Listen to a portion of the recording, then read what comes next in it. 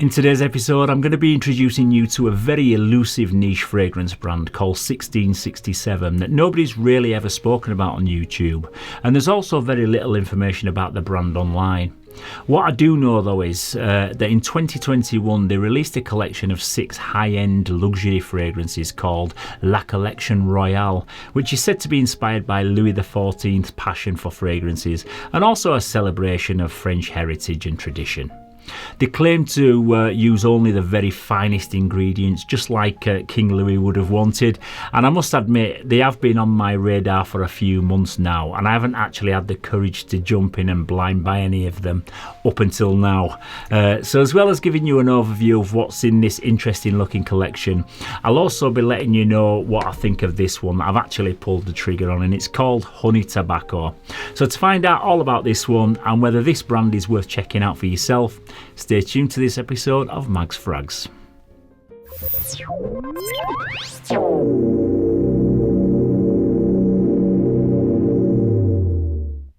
Yes, hello again and welcome to this latest episode of Mags Frags.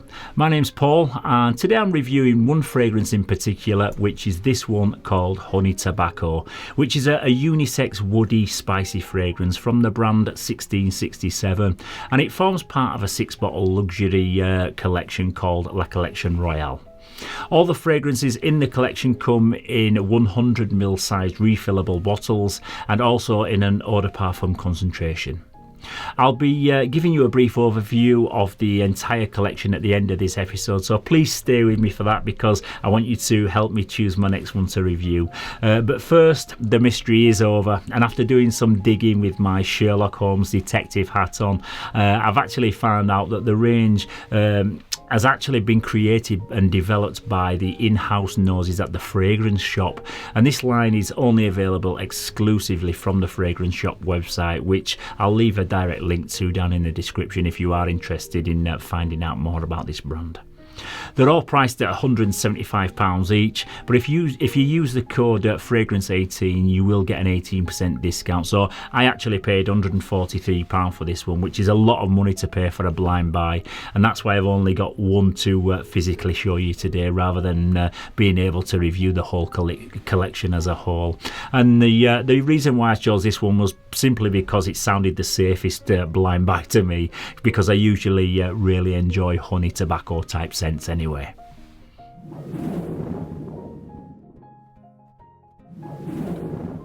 Okay, so into the presentation, and this one comes in a really solid wooden presentation box in a matte black finish with silver branding.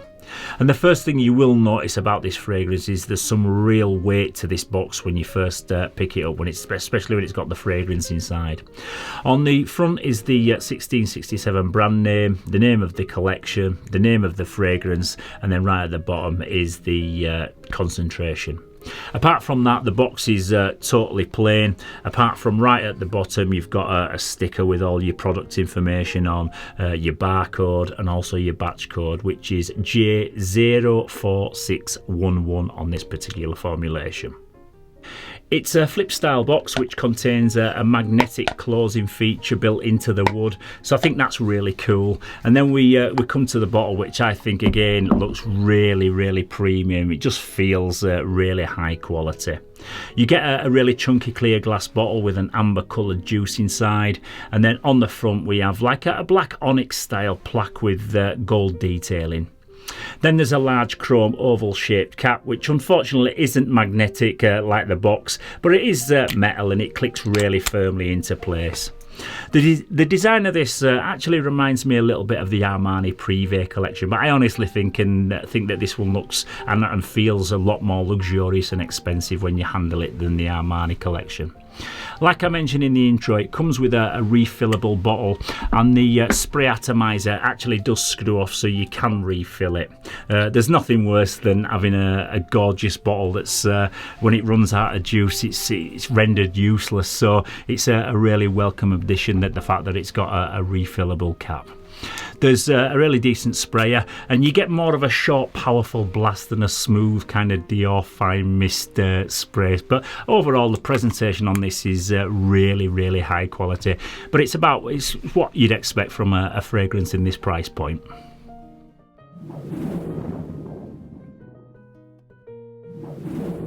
Okay, so into the note breakdown, and the top notes in this one are lemon, bergamot, mandarin orange and thyme. In the heart we've got clove, cinnamon, nutmeg, ginger, saffron and pepper. And the base notes in this are patchouli, sandalwood, vetiver, cedar, tonka beans, tobacco and honey.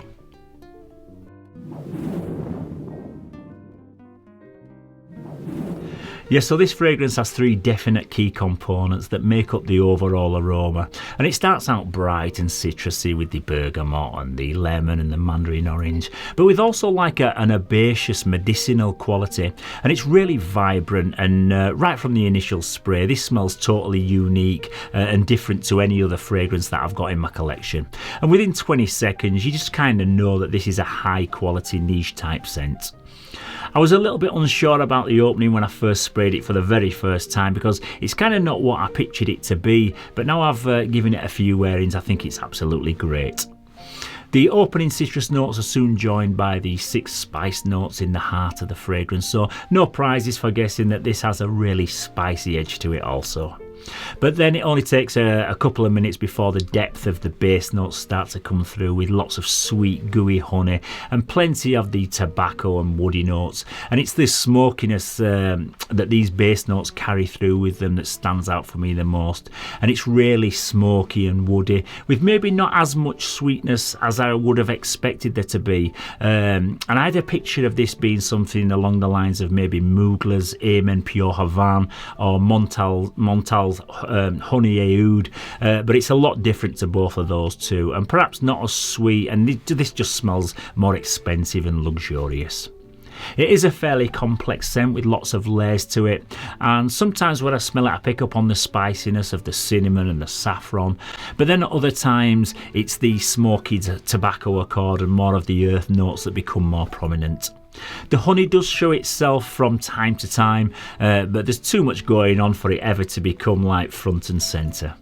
As it gets further into its lifespan, all the elements seem to just come together, and it does become more soft and fragrant, and the spiciness does fade quite a bit, so it's not really as pungent as what you get for the most part, but you end up with a really rich semi-sweet ambery type fragrance with some like leathery facets and a hint of powdery muskiness as you get into the real far dry down. But all the way through this one remains very unique and interesting smelling, and like I say, very, very different to anything else that I've got in my collection.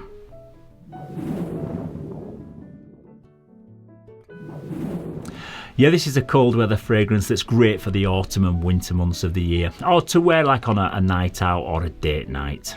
It's warm, sweet, spicy and seductive, with a really rich and kind of masculine and sophisticated scent character.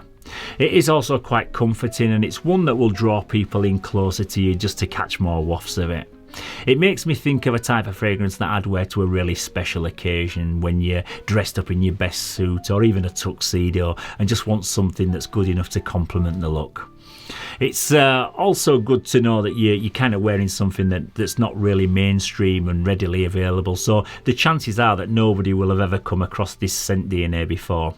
It's got more of a mature character, so it's probably best suited to men over the age of 30, but then again at this price it's about that's about the only age group that could probably afford it, to be fair.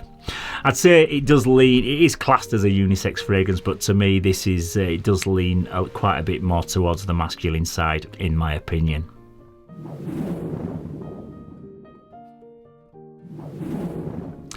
Yeah, the performance on this is something that's not really fair for me to comment on much, because I've only worn it indoors a couple of times at home, but I'd say that the first hour or so is very intense, with a loud to even an aggressive projection.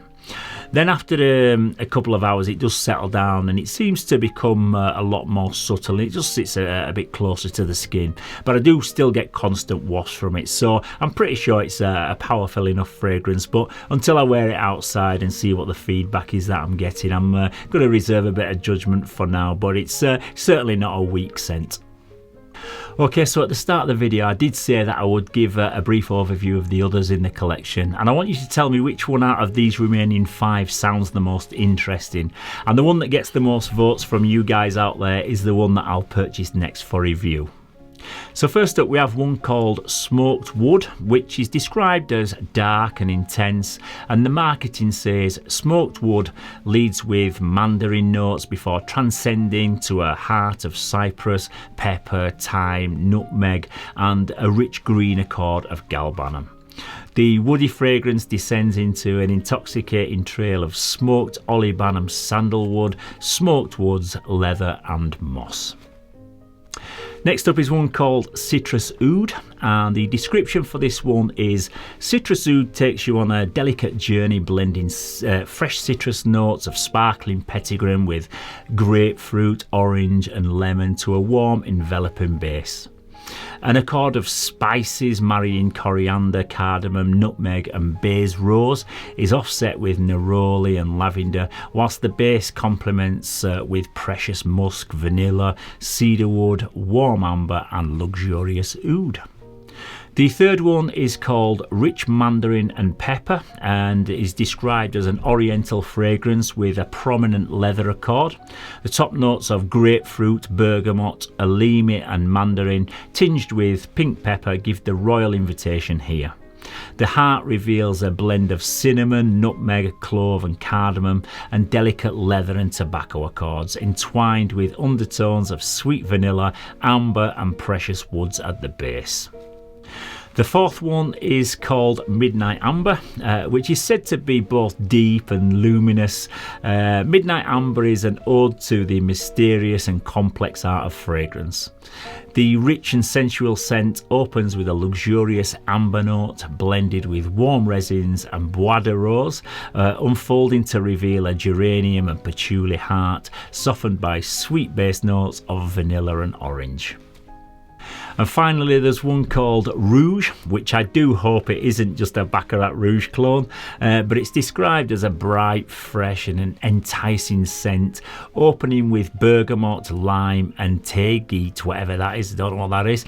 The woody aromatic fragrance has an irresistible base combining amber, ambergris, cedarwood, moss, musk, patchouli and a powdery musk, giving a decadent floral twist to the heart notes of fir balsam, jasmine, luxurious oud and saffron.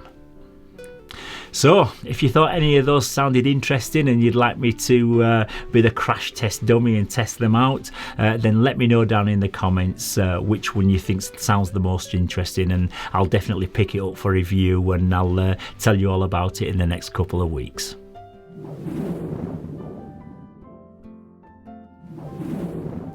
Yeah, so this is a blind buy that I don't regret buying for 1 minute, and it's a fragrance that will definitely become part of my niche collection.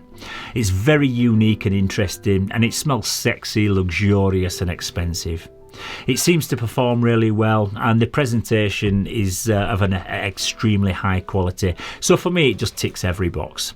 It is very expensive, and it's a massive shame that I can't just go and try them out in the shops before handing over my cash, but every now and again it is fun to be a bit reckless and make a wild blind buy purchase, but thankfully this time it paid off. If you enjoy darker tobacco scents, I'm sure you'd really enjoy this one. But like I say, it's a pretty high value gamble, and if it's not for you, it's an expensive lesson to learn. But for me though, I would say this is a 9 out of 10 fragrance, and I'm going to really enjoy wearing this one. Yes, so once again, that's about it for today's scent of the day. And I hope you've enjoyed learning about this new and elusive fragrance house. But coming up in the next episode, we are going to be coming crashing back down to earth, and I'm going to be talking about a very inexpensive fragrance that you can pick up for just £13 that smells exactly like a £90 high-end designer scent. I've also got a couple more perfume parlour haul videos on my way, so the graft continues and we just keep moving forwards. And as always guys, if you have enjoyed the video and you've got a bit of value from it, then please don't forget to hit the like button and also that subscribe button. And like I say at the end of every episode, I do enjoy reading all your comments, and I look forward to seeing which one of these fragrances from this brand that you choose for me to pick up and review next, as well as letting me know if you've had any experience with this collection yourself. So once again, thank you very much for tuning in to this latest episode. Stay safe, keep smelling fresh, and I'll see you very soon for another one. Bye bye for now.